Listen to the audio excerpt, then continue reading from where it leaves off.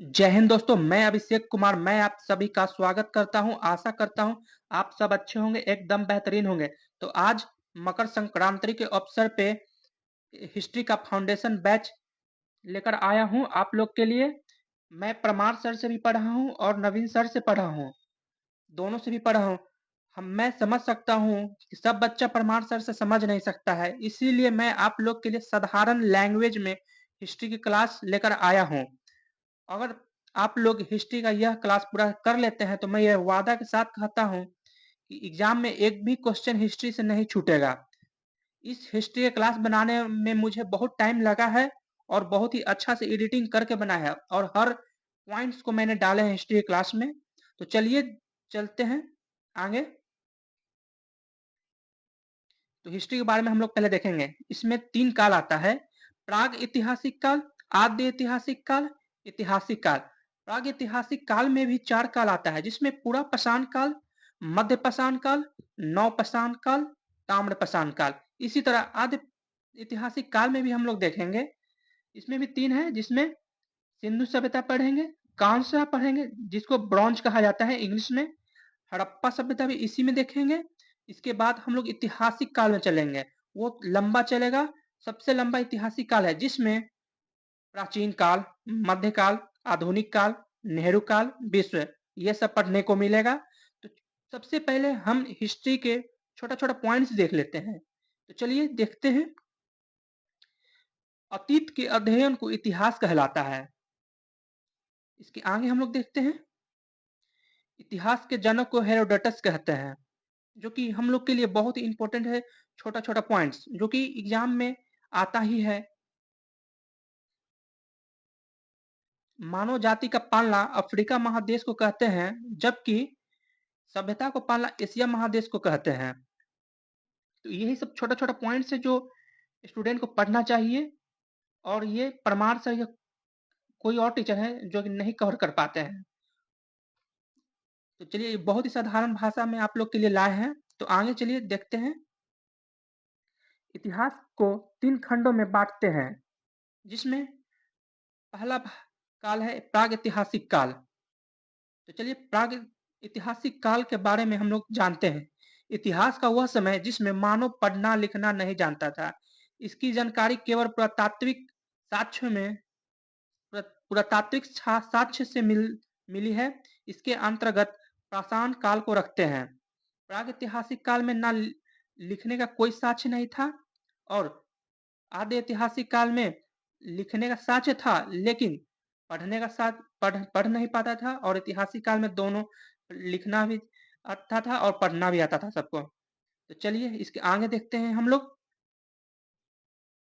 पाषाण काल। तो पहले हम लोग पाषाण काल के बारे में जानेंगे कि पाषाण काल है क्या।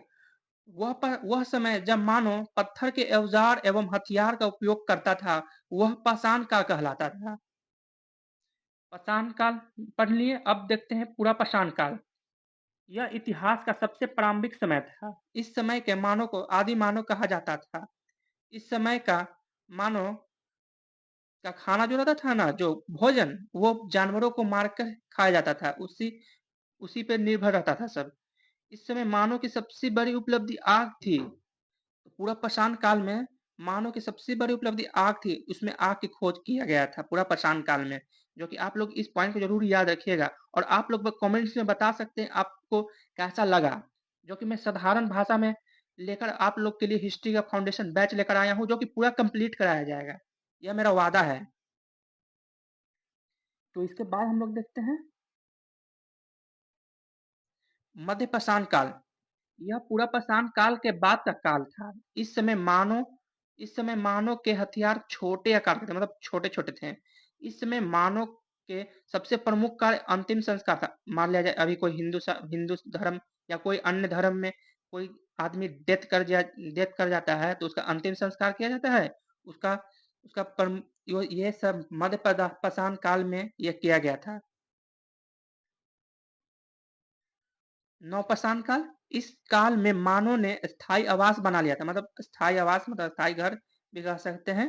साथ ही मानव कृषि तथा पशुपालन प्रारंभ कर दिया था, मतलब कृषि खेती भी और पशु को पालना भी प्रारंभ कर दिया था।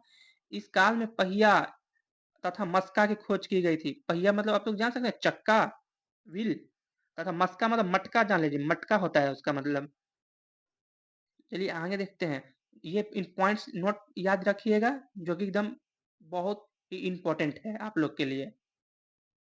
मानव ने खेती 7000 ईसा पूर्व में पाकिस्तान के सुलेमान एवं किरथर पहाड़ियों के बीच की थी। पहली कृषि जौ एवं गेहूं की थी। इसको आप जरूर याद रखिएगा। अगर कोई प्रागैतिहासिक काल से क्वेश्चन बनता है तो यहाँ से बनने का ज्यादा चांस रहेगा।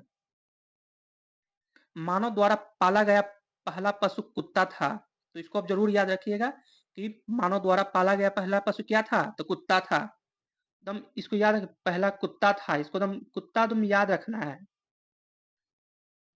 ताम्रपाषाण काल, यह पाषाण काल का अंतिम समय था।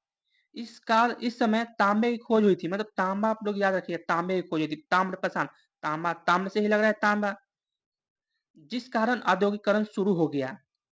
इसी औद्योगिकरण विकसित रूप से सिंधु सभ्यता में देखने को मिलता है। तो आज हम लोग प्रागैतिहासिक काल कंप्लीट कर लिए हैं। कल हम लोग आधे ऐतिहासिक काल कंप्लीट करेंगे, उसके बाद ऐतिहासिक लंबा चलेगा। तो इसी तरह हम लोग धीरे-धीरे सब कंप्लीट करेंगे। मैं ये वादा फिर से करना चाहता हूँ कि पहले हम लोग हिस्ट्री कंप्लीट करेंगे, उसके बाद पॉलिटी कंप्लीट करेंगे, फिर उसके बाद ज्योग्राफी, फिर इकोनॉमिक्स, फिर फिजिक्स, केमिस्ट्री, बायो कंप्लीट करेंगे और पूरा बहुत ही साधारण भाषा में आप लोग को कंप्लीट कराएंगे, जो कि आपको एग्जाम में बहुत ही मदद करेगा। हर क्वेश्चन बनेगा, मैं ये वादा फिर से करता हूँ कि हर क्वेश्चन बनेगा, आप लोग पूरा पढ़ लेते हैं तो। और स्टैटिक जीके तो चल ही रहा है, तो उसका भी आप लोग देख सकते हैं। स्टैटिक जीके भी बहुत ही अच्छा से क्लास चल रहा है और आगे हम लोग सोच रहे हैं ट्रिक के साथ स्टैटिक जीके कराने के लिए। तो चलिए मिलते हैं कल। आधे ऐतिहासिक काल कल हम लोग पढ़ते हैं। तो आज तो आप लोग बताइए कमेंट्स में कैसा लगा। तो चलिए मिलते हैं कल।